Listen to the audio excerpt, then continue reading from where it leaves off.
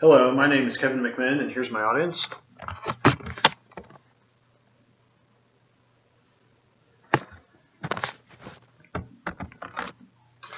So, how many of you guys like history, especially around the late 19th and early 20th century history, and specifically here in Indiana?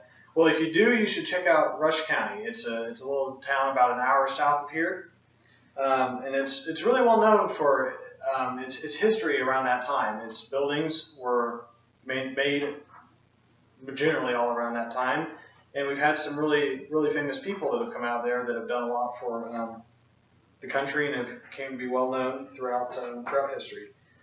So I'm going to talk to you about my hometown. That's Brushville. I've lived there for 16 years, since 1999. So I've been all around the place. I know all the little secrets about it and where you can find all the history, specifically what I'm going to talk about today a little bit.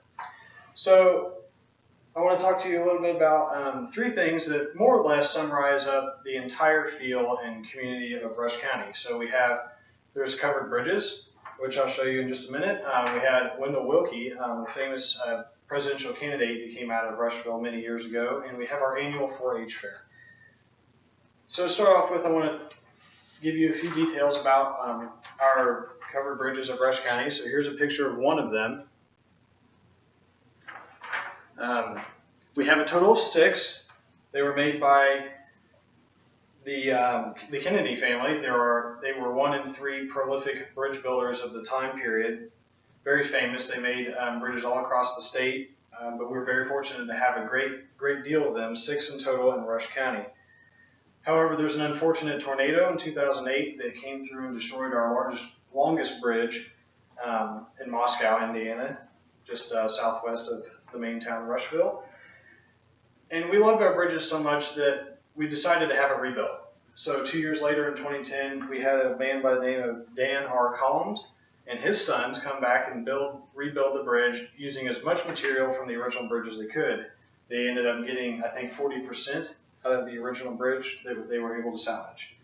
So moving on, I mentioned Wendell Willkie earlier. He was a famous Republican presidential candidate in 1940.